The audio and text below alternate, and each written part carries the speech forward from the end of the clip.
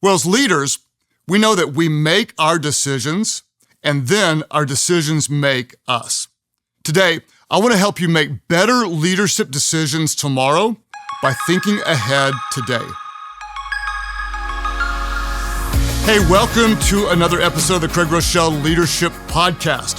For those of you that are new to our leadership community, we drop a new teaching on the first Thursday of each month, then a bonus episode on many Thursdays. But guess what?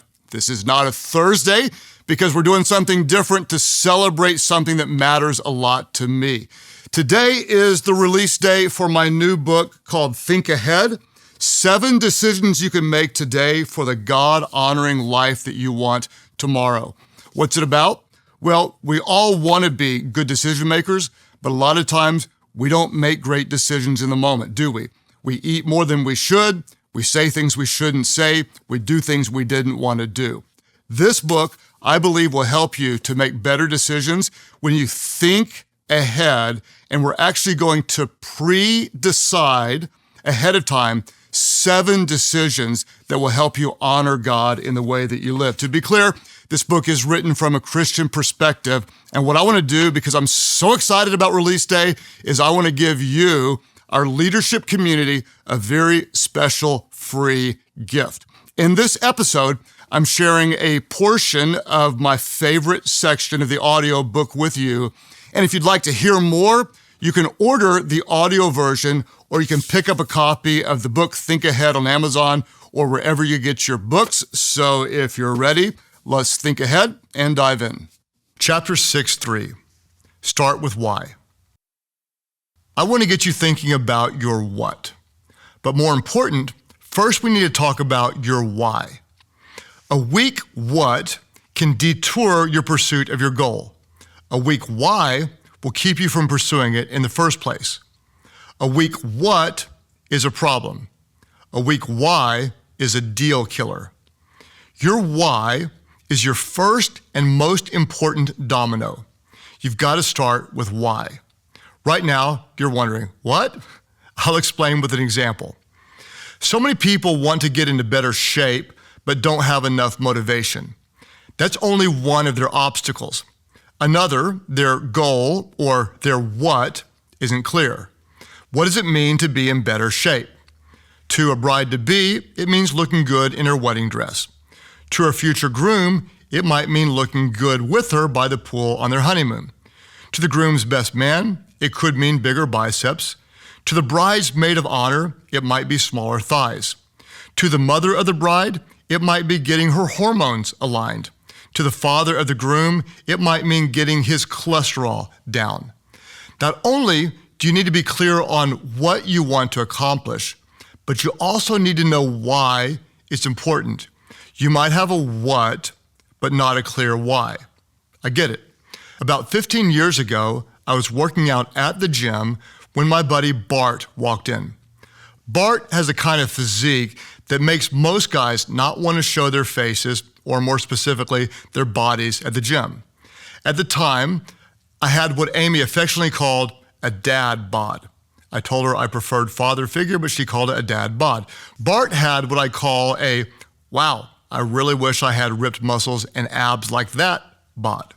So, tell me about your workout, dude, I asked Bart, trying not to sound pathetic. Looking back, I'm guessing people ask him that question no fewer than 43,832 times a day. He clearly had a strategy and responded, why are you asking? Not prepared for the classic question, counter-question move, I hesitated. I looked down at my feet, which were also not in great shape, and muttered, bro, like I just want to get in better shape. Little did I know that I stepped right into his trap. Smiling, as if he enjoyed the hunt, Bart asked, and what exactly do you mean by get in better shape? Still off balance, I tried to look confident and responded, get toner. My voice trailed off at the moment I said toner. Why did I say toner? Then my friend went for the jugular. That's great that you want to focus on your fitness, he paused, ready to set the hook deeper. But why? Why? Why? What did he mean by why? Why was he asking me? Why? Why does anyone want to get into better shape? Why does he feel the need to know why? Wasn't it enough just to kind of want to be better? Bart taught me two unforgettable lessons. Number one, if you aren't clear on your what, you'll never accomplish it. You cannot do what you do not define. Number two, if your why isn't strong enough, you won't accomplish your what. Why? Pun intended. Because your why drives your what. We need to start with why. Why did Daniel pray consistently? He was devoted to God. That led his decision to connect with the heart of God 3 times a day. Let's talk about New Year's resolutions. Why do so many people start with good intentions but fail to follow through? A study of 800 million Americans found that New Year's resolutions die on average by January 19th. The reason? Their resolutions are the result of desire, not devotion. A desire can feel strong, but it's typically shallow and fleeting. Devotion to a why goes deeper, and without a compelling why, you are not likely to stay consistent. Why do I say most New Year's resolutions are the result of desire, not devotion? Because New Year's resolutions start on the new year. Think about it. You waited until January 1. You had a moment when you thought, I should lose 10 pounds, or I want to quit smoking, or I ought to start exercising, or maybe it's time to get an emotional support lizard. So you decided on January 1st. The day you felt that desire might have been September 29th or November 4th, but you put off acting until January 1st. Why did you wait? Because you didn't have a strong enough why. If you had a real why, you wouldn't have thought, on January 1st, I'm going to start eating well, but until then, I'm going to eat anything and everything. And yes, you'll choose the salad on January 1st, but by January 19th, you're back to cuckoo for Cocoa Puffs for breakfast, fettuccine Alfredo for lunch, and chocolate cake for dinner. Why did your resolution fail? Your why was not compelling enough. If you have a legit why, you wouldn't wait until January 1st, right? If your doctor tells you in October that you have severe diabetes and need to stop eating sugar or you'll die, you won't say, okay, then Ben & Jerry's ice cream for the next 3 months, then I'll quit when it's a new year. No, you'd have a strong why, and it would compel you to decide to be consistent now. If you want to grow in consistency, start with why. What change do you want to see in your life? You might want to be closer to God, have a better marriage, quit a bad habit, have closer friendships, or more financial stability. Great, all good things. But why? What is your why? You have to start with why. If not, you'll start strong, but struggle with follow-through again. Just like my praying with Amy, I had to get past my what to my why. So, what's your why? Why power over willpower. Typically, when we make commitments, we rely on willpower to keep them consistently. The problem is, as we learned in chapter 1, is that willpower wanes.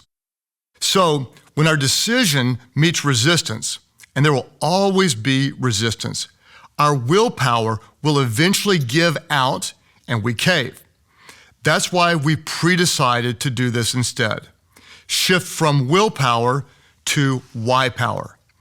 A strong why will make all the difference. You'll find that your why trumps excuses and defeats detractors. If you want to become more consistent, define your why. Go deep, pray, look within, tap into your passion, start with why. Chapter 6.4, plan to fail. Now, when it comes to my body and my physical health, my why drives my what. Because of that why power, I now have a clear what. A targeted weight range, a targeted hormone range, a target for each of my vitals, types of food I do and don't eat, times of day I eat and don't eat, the amount of food I eat, types of snacks that are always on hand. I have an amount of water to drink and when. Hint, too late in the day and I'll get up 3 times a night. I have a clear what. I have a pre-decided what to eat, what not to eat, and how to maximize my body to perform at the highest level. What's my why? I'll tell you what it's not. I'm not planning to compete in the 50 and over pastors bodybuilding division. My why is to honor God with my body. No matter my age, I will be faithful to strengthen the body God gave me so I can serve him with all my mind, soul, and strength. Am I living this out perfectly? Of course not. Why? I'm human. I don't plan to be perfect. I plan to fail, and I would encourage you to as well. If you want to succeed, plan to fail. I know that seems counterintuitive and may even sound contradictory, but it's true. One reason we fail in our commitments is because we don't plan to fail. Perfectionism is a roadblock to great decision-making. If you focus on the potential to make mistakes, it's easy to give up or not try. As Ryan says in The Office, I'm such a perfectionist that I'd kind of rather not do it at all than do a crappy version. The problem with perfection is it's not possible. What holds us back isn't perfection, but the illusion of perfection.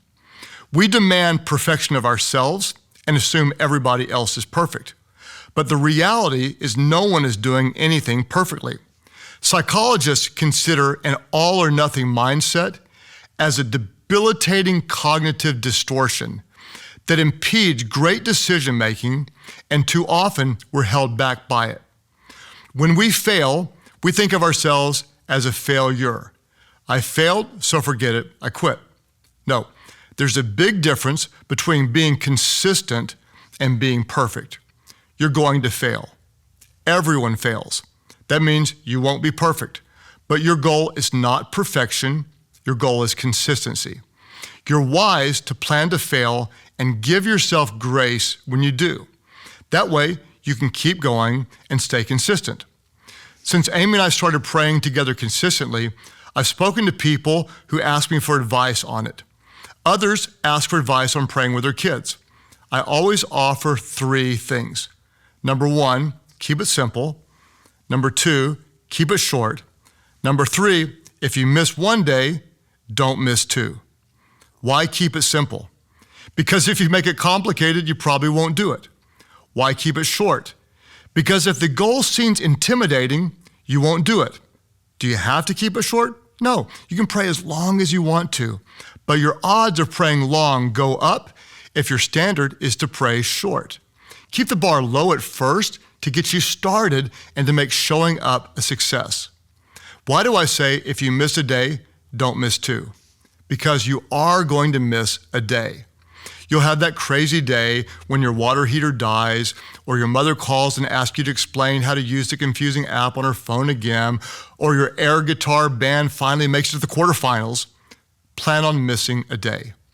Praying with Amy, I have given myself permission to miss occasionally. I need that because I will miss occasionally. When it happens, I realize it's part of the process and make sure I don't miss 2 days. 1 day is an exception, no big deal. 2 or 3 is a pattern. So if you miss 1 day, don't miss 2. The illusion of perfection can keep us from getting started. We think, I'll never be able to do it right, so I might as well not even try. No, we're not trying to be perfect, but we can be consistent. I began taking jiu-jitsu classes with my sons. It's very challenging to get a higher ranking belt in jiu-jitsu. You start with a white belt, then earn blue, then purple, then brown, then black.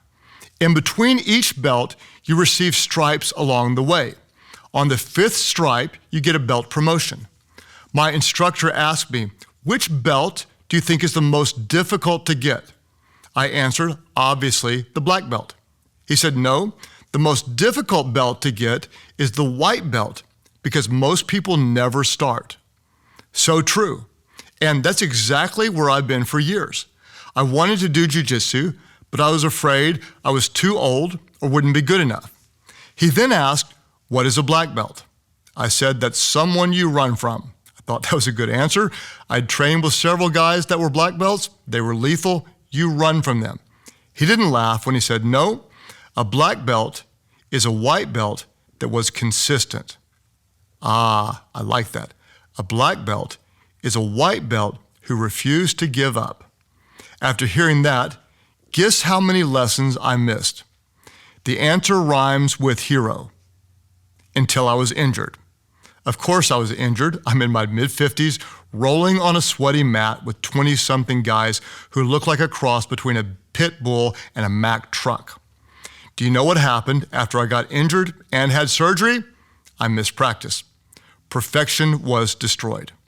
Just like when you broke your diet and ate the wrong thing, or overslept and didn't work out, or bought something stupid in the middle of trying to get out of debt, or looked at something you shouldn't have looked at, or lost your daily reading streak on the YouVersion Bible app.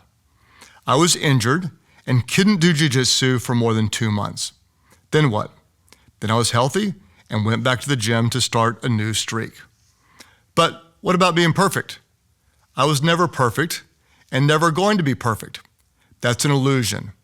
I always planned on failing, so missing 2 months because of an injury perfectly fit my plan. I did plan on being consistent, and as soon as I could, I went back to consistent. I had to, because I had a deep why, and consistency is the essential quality. It is for you too. So don't get caught up trying to be perfect. That doesn't work for anyone, but consistency works for everyone. Chapter 6.5, Fall in Love with the Process.